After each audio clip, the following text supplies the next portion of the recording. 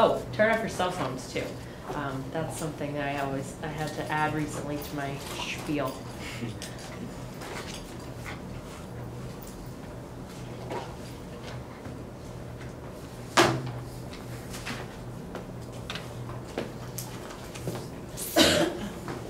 All right, whenever you're ready.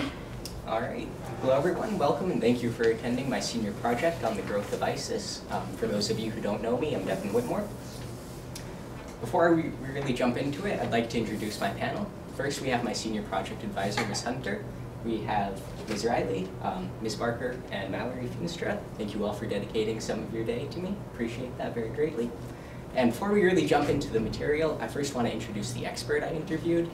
So as part of the requirements for getting a distinguished, you have to interview an expert in the field related to your topic. So for mine, I interviewed Dr. Lionel Ingram. He's a professor at the University of New Hampshire.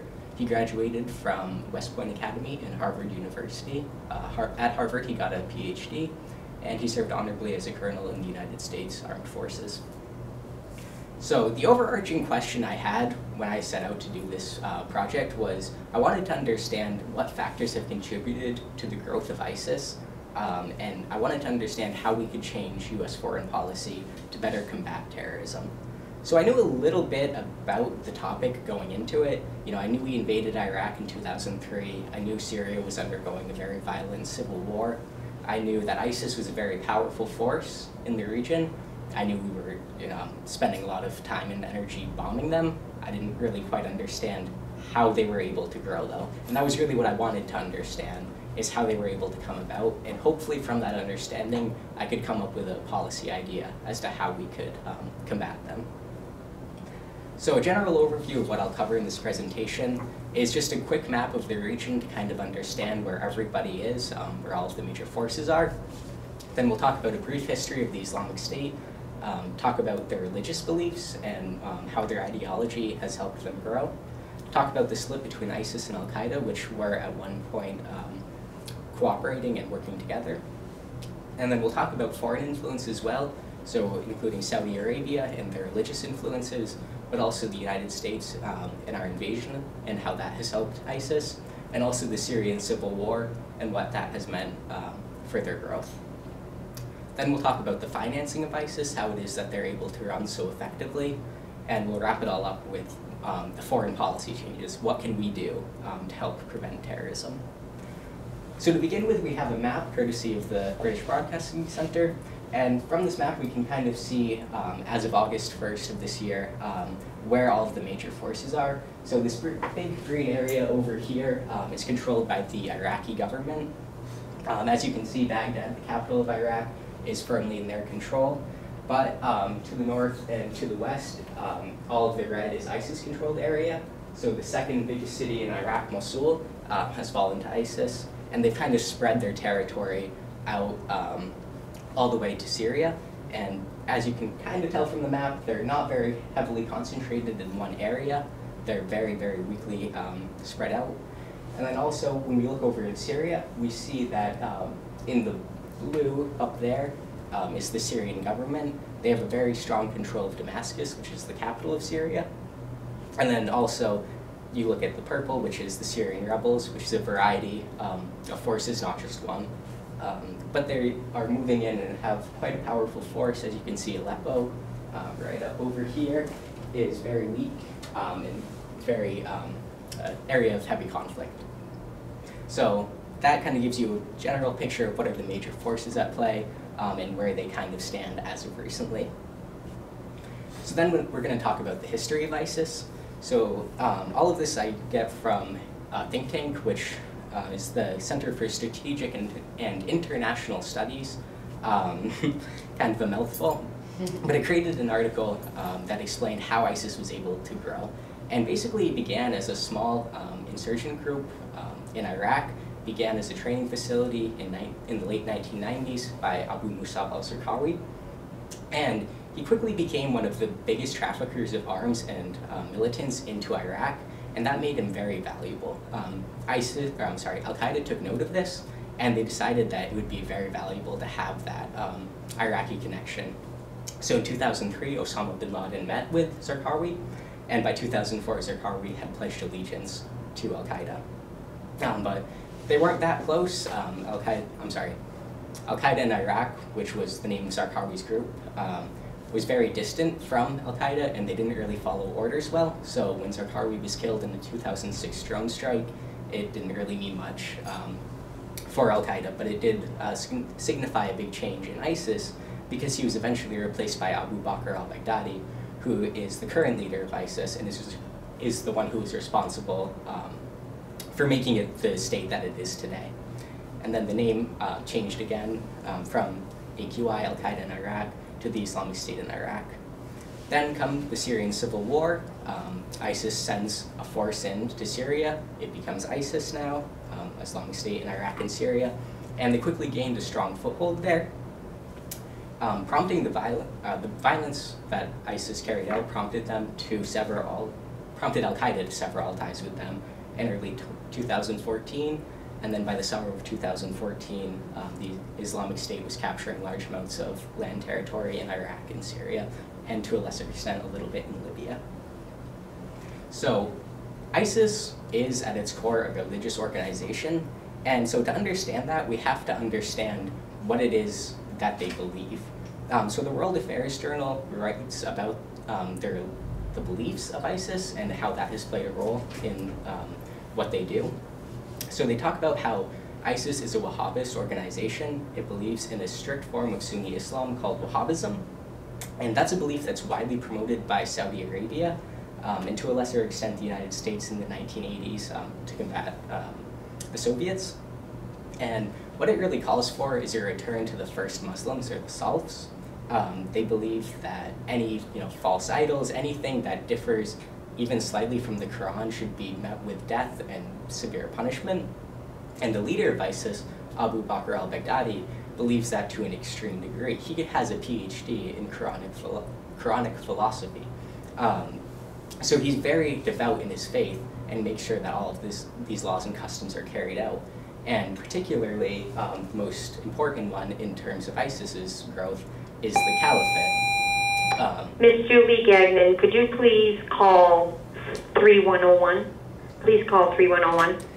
So, part of Wahhabism calls for a caliph and a caliphate, which is basically a center of the religion, which has authority in both religiously and politically over all the followers of the religion.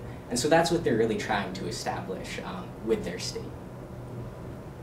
So then we want to understand how Wahhabism spread, because that has been a very important influence for ISIS. So the New York Times explains that that Wahhabism has been able to spread so widely due mainly to Saudi Arabia. So they have textbooks, they have teachers, and they have preachers all across the world, and they spend billions of dollars spreading Wahhabism. And what that's led to is fourth graders are taught that all other religions have abandoned the truth and replaced it with ignorance and delusion. Kids in the 7th grade are taught that Allah loves fighting to elevate his words above all else. And 10th graders are taught that Muslims who abandon Islam should be jailed, and if they still decide that they want to be that they still want to abandon their faith, that they should be killed. And so obviously, a small child who's very easily susceptible to violent ideology, or any ideology, is going to hear this from their parents, from their teachers, from the members of their mosques, and think, well, this is obviously the right way to go about it. So a lot of people would think that ISIS having such a hardline ideology would isolate it from other Muslims in the world. What's happened is they've taken a popular extremist ideology, and then the extremists see them as actually carrying out and doing what they've been taught their entire lives, and obviously they're doing it for the good because that's what Allah loves the most. So clearly they're going to join and fight. And so now they have very motivated radical forces who are fighting for them. And then we also kind of wonder, we see attacks like the San Bernardino attack, and we wonder, why is it that people in the West and in America would sympathize with this ideology? And the New York Times article also explains how the Saudis have played an influence in America and in the West. So they contribute greatly to American universities and research institutes through their donations. And what that's kind of done is, well, the researchers know that the Saudis promote this Wahhabism, so they're not going to study into it, its potential downsides and the consequences of it. They're not going to want to fully understand what its effects are, so they don't research it. And additionally, you look at where it is that Muslims go to get their beliefs, and it's mainly through their mosques. And since 2001, 80% of mosques built in America have had Saudi funding, or continue to receive Saudi funding, and 75% of Muslim institutions still rely on Wahhabi preachers. Now, it's important to understand that the level of extremeness that the Wahhabi preachers have is not quite clear. Nobody can actually go through and interview every single preacher. So a lot of them probably aren't as radical as a lot of other mosques. So that's very important to understand, that while there is some influence of Wahhabism here, it's not going to be as widespread as the statistic would indicate. And that's very important, because otherwise we could think, well, it's just a problem with all the Muslims. But that's not the reality. It's a problem with this one ideology that promotes such violent extremism. And then finally, the Saudis have spent $100 billion over the last 40 years promoting the Wahhabi teachings and practices. And what that tells us is that it's working to some extent. We don't really know to what extent, but you don't continue to spend hundreds of billions of dollars for something that you know isn't working. So clearly, the teachings are reaching some degree of people. But that's not the only thing. Anybody can claim that they are practicing Wahhabism, that they are the true Wahhabist organization. There's also how it is that ISIS was able to grow, and a big part of that was Al-Qaeda. So the relationship between the two actually began in 2003, as I mentioned before, and ISIS got a lot of money from Al-Qaeda. Al-Qaeda was one of the richest organizations at the time, just because Osama bin Laden was very wealthy himself. And so in getting all of that money, ISIS opened itself up to great growth that it may have had the opportunity to have otherwise, but getting all of that funding just kind of expedited the process. However, there was a deep hatred between the two groups. I'll get more into that in the next slide with their ideological differences, but eventually that led to a split between the two groups in 2014, primarily because ISIS wouldn't listen to orders, and it attempted to start a civil war between the Sunni and the Shia in Iraq. And that image that you're seeing there with the triangle is actually the Sunni triangle. It's not an actual triangle in Iraq, but it covers most of the major population centers in Iraq, and that's really where Zarqawi's group was really dominant in their smuggling forces, so that provided them with great strength and made them very alluring to Al-Qaeda. So when we talk about the ideological differences, it's very, very odd, because ISIS and Al-Qaeda want similar things, they just want to go about it in very different ways. So in an article from the Brookings Institute, which is another think tank that examines how it is that organizations like Al-Qaeda and ISIS operate, they examine what it is that really caused the split between the two. And they found out that Al-Qaeda was concerned more with the distant enemy than the near enemy. So what they saw was, they saw America as a corrupting influence on Islam, so they attacked us.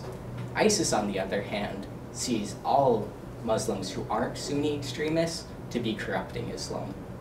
And so they focus more on attacking Muslims, and that's why Muslims have been the primary victim of ISIS's brutality, because they see all of the violence and they feel all of it, because that's what's surrounding ISIS is Muslims. So that's who they're going to attack, because those are the people in their eyes who are corrupting the faith. And so because of that, if you're not a Sunni, you are a non-believer, and non-believers are deserving to die. But Al-Qaeda sees all the Shia and non-Sunni Muslims as just misguided, and very easily they could be, their ideology could be corrected. And then we also get into the idea of a caliphate. So ISIS as I mentioned before, wants to establish a caliphate and to some extent has done that. And ISIS and Al-Qaeda agree on this. They think that there should be a caliphate, but Al-Qaeda thought it was their job to lay the groundwork, and ISIS saw their job as actually establishing it and doing exactly what their teachings and what their beliefs had inspired them to do. And because of that, they function more as a state rather than an underground network like Al-Qaeda. And that's very important when we want to talk about how it is that we go about defeating them, because the same ideas and same approaches that we took with Al-Qaeda, we can't take with ISIS, because while they're both terrorist networks, they're very different in how they run themselves. It's very different attacking an underground network than it is attacking another state. And that's what ISIS is or is trying to be, another state. So in terms of where they fall on the spectrum of terrorism, Al-Qaeda is by far the more liberal and more peaceful side, as funny as that may sound, and ISIS is by far the more violent and the more conservative end. Oh, sorry. All right, and then what did this relationship mean in terms of ISIS's growth, and what did it provide? And the big thing was it was provided them with legitimacy and notoriety.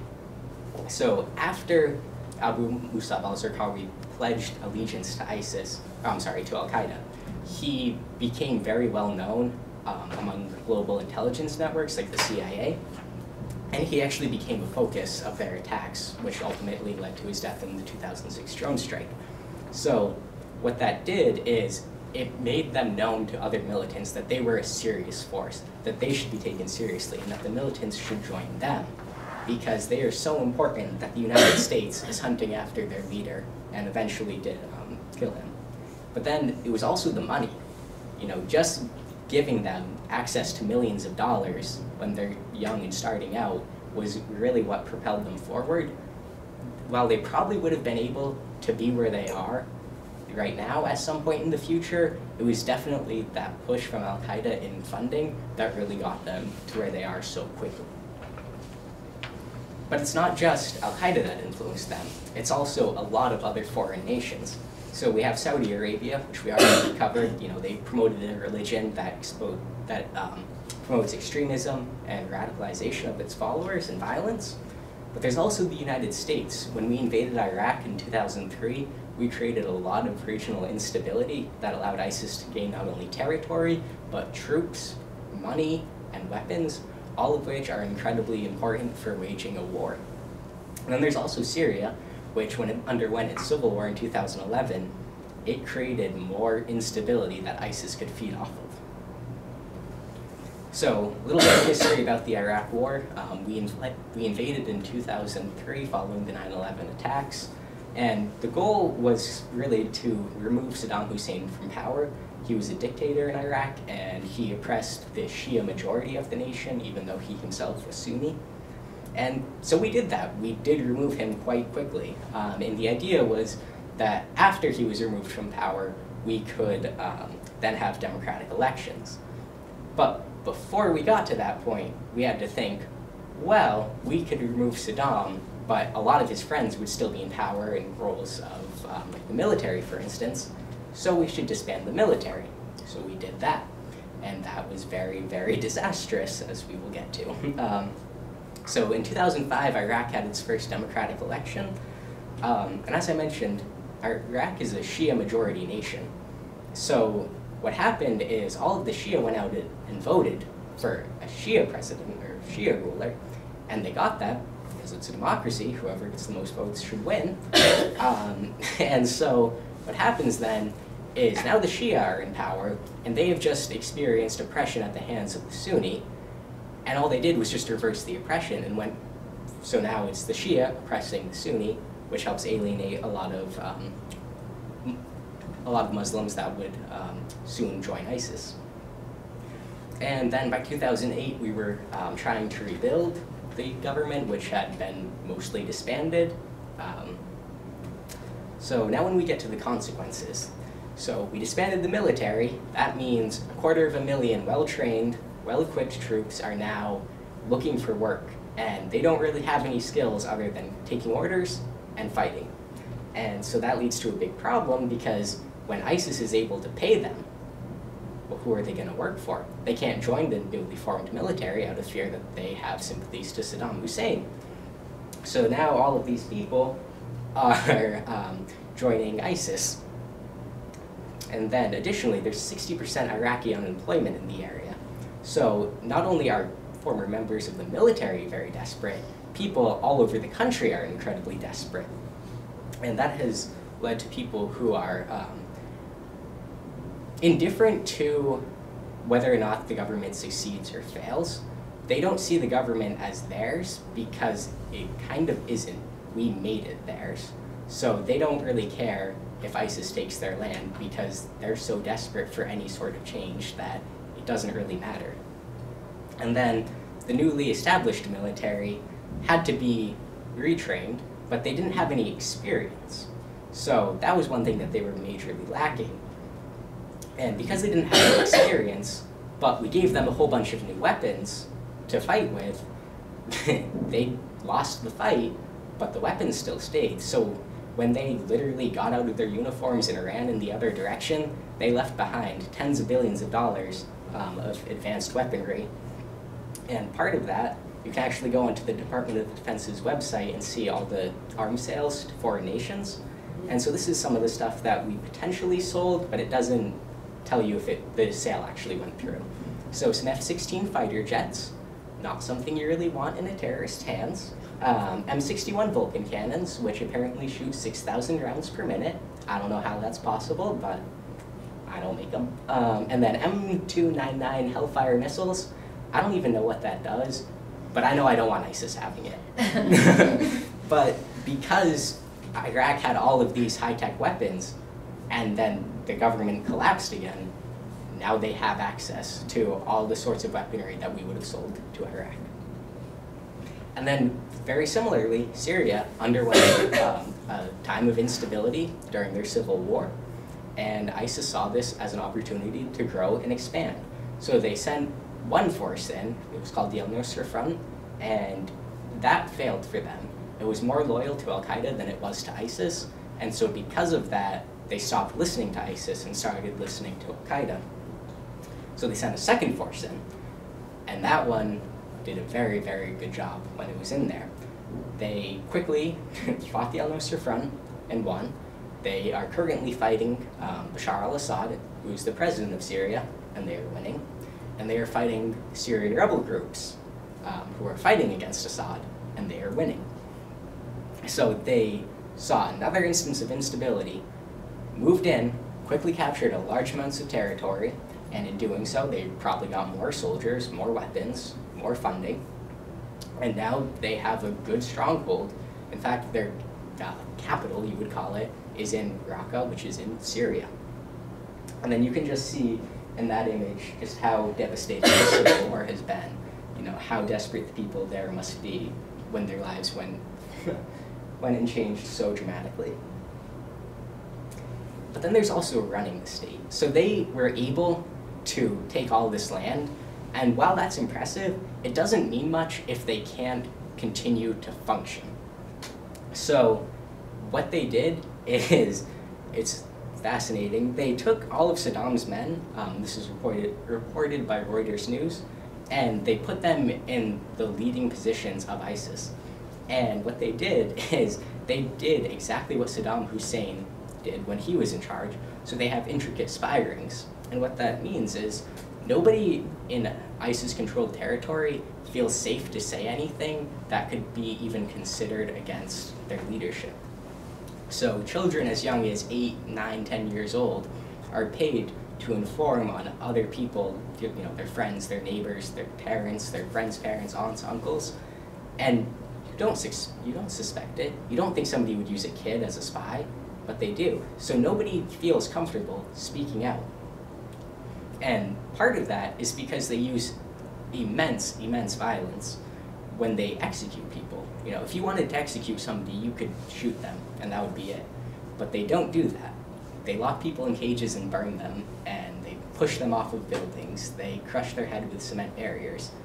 And while it might be in part to terrorize us, it's mostly for the citizens of Iraq and Syria to know that that could be them and that could be their family if they do anything that, you know, ISIS doesn't like, or if they try to put up a fight.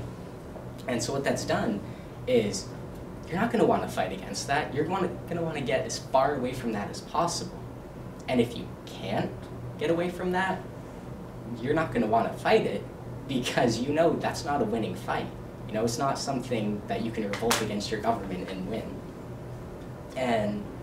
But part of that is also the fear and intimidation works to an extent, but ISIS also needs to provide resources for its people. It needs to be able to provide them with food, with water, with, you know, shelter, electricity, all that sort of stuff, because fear doesn't work too well as a motivator when you're starving to death and when your kids are starving to death. So they have to find a way to fund themselves and to continue to operate in a successful way, and they've done that very, very efficiently. So the biggest thing that they've done is they've taken all of the captured oil wells in Iraq and just started running them on their own. So that covers all of their oil needs, and then they sell it, all the excess oil on the black market and make millions of dollars that way. Then there's also the sale of ancient artifacts. So the Middle East is ground zero almost for humanity. So ancient,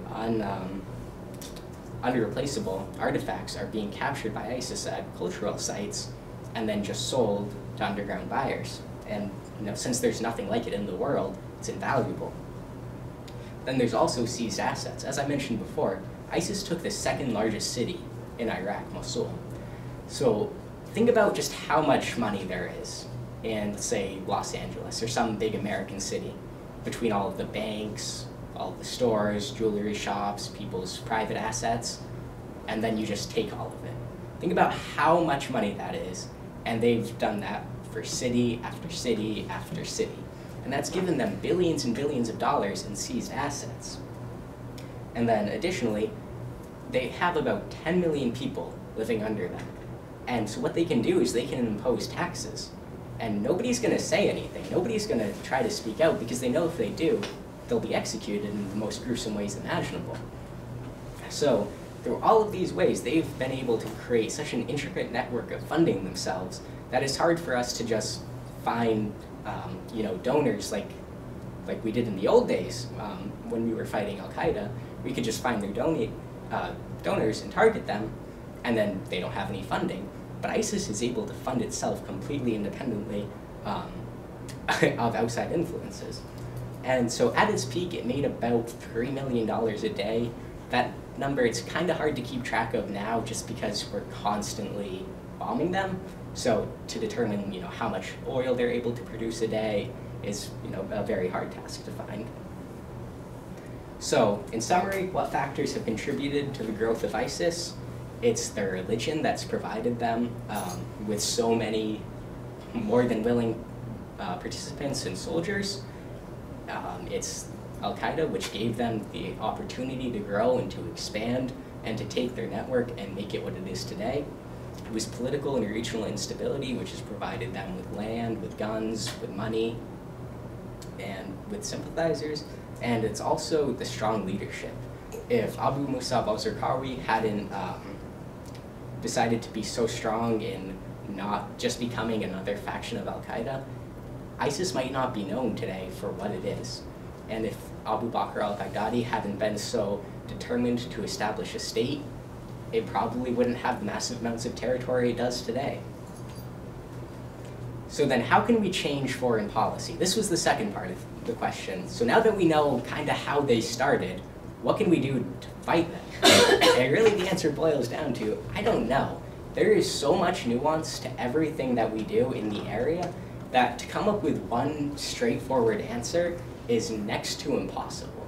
But there are some universal ideas. And most of these come from my interview with Dr. Ingram. He said not to alienate Muslims, and similarly to seek to change public opinion in the area. You know, it's the citizens around ISIS that are really going to have to do a lot of the work to liberate themselves and to ensure that ISIS doesn't expand.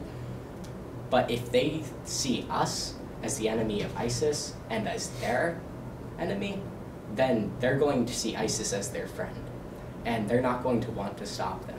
So we really need to do a lot to make sure that the Muslim community knows that we support them and that we want their help and that we want the best for them in preventing ISIS from taking over. And then cutting off resources. Obviously, if ISIS doesn't have any money to operate, there's no way it's going to be able to do so successfully. And a lot of the allure that it has is going to go away when the soldiers know that they're not getting paid, when they know that the medicine that they need isn't coming, when they know that they're not going to get the food that they want.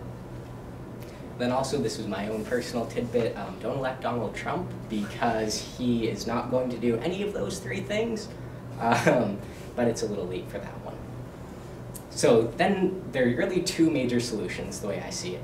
You can either just do nothing, just let things balance out the way that they normally would, and just let things happen as they would. But the problem with that is then ISIS is continuing to operate. It's still a network, and it's still committing crimes against humanity. So is that really the right way to go? But on the other hand, we could send in a massive military force and wipe ISIS out. They only have between 15 and 20,000 soldiers. We have hundreds of thousands, if not millions. And then along with UN allies, it wouldn't be a contest. But at the same time, what's going to happen is all of the power that ISIS has, somebody's going to seize it, and we don't know who.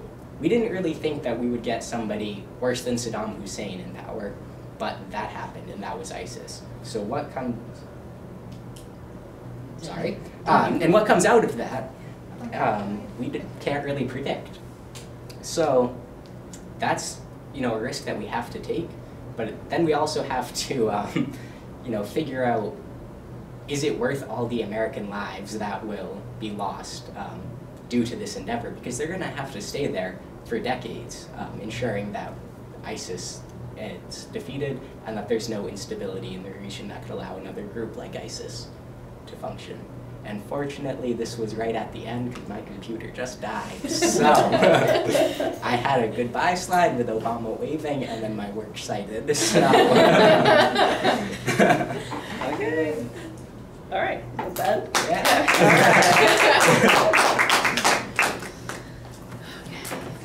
All right. So now we're gonna open it up to questions from the panel. Turn on the light. Yeah. Who would like to start?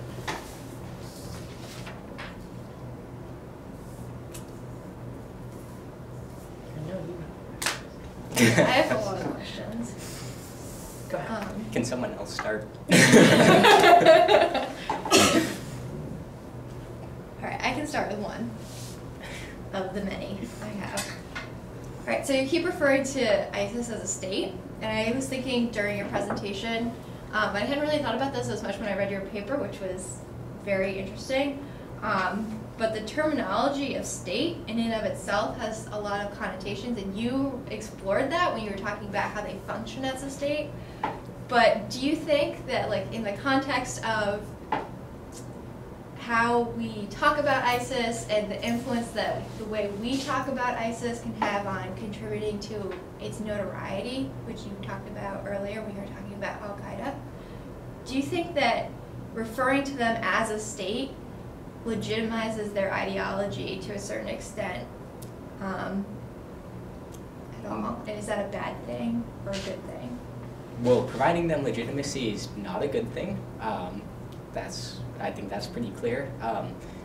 But I don't think that calling them a state is, a bad thing, because they pretty much are.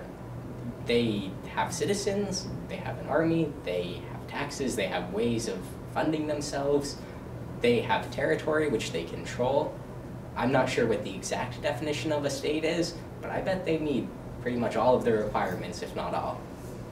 Do you think that there are any kind of like diplomatic implications of calling them a state? Would it require them to confront things like the Geneva Conventions or the UN Declaration of Human Rights, or would it require us to confront those things in response to ISIS? So would calling them a state mean that they have to follow? Like we have to respond to their following or not following, like But human rights I violations. would say that we're already doing that. That when we see the brutality of the videos that they release with beheadings and all that sort of thing, we have a response. And while it may not be ground forces, it's a significant airstrike and air campaign against them. So it's already there. It's already happening. That we're conducting ourselves based on what they do. Okay. I have a question. So one of the things that I thought was interesting that you brought up was the statistic about how many institutions rely on Wahhabi preachers, and you made a distinction between, like, although this statistic is there, it doesn't mean that those preachers are preaching extremist views. Yes. And so to me this seems to be an issue with educating people that seems to be going on right now. And so how do we do a better job of explaining the difference between these two extremes, which is ISIS and people who are Muslim? I don't know. I think that's going to be a very hard issue to combat, mainly because a lot of people don't care about finding out. So many people are content saying, oh, it's just all the Muslims are bad. But while that's wrong, the people who think that aren't going to just change their mind. And they're not open to changing their mind. I think that those people generally have a very narrow worldview. And so I'm not really sure. I think the best way would probably be teaching in schools all about world religions, and talking about the differences between all of them, and encouraging people to accept diversity in all ways. But that's going to be a very hard fight to win. Thank you. Hillary, do you have a question? I don't. My question is about Obama administration's policies regarding ISIS. Can you talk a little bit about those? Did you agree with the Obama administration's policies, and can you kind of compare that to the next administration? What do you think we might see? So that's very, very hard to give a definitive answer on. So Obama, what he's done primarily is drone strikes. So we've dropped over 20,000 bombs on ISIS. So we're clearly doing quite a bit. And then we also have special forces on the ground training Iraqi soldiers.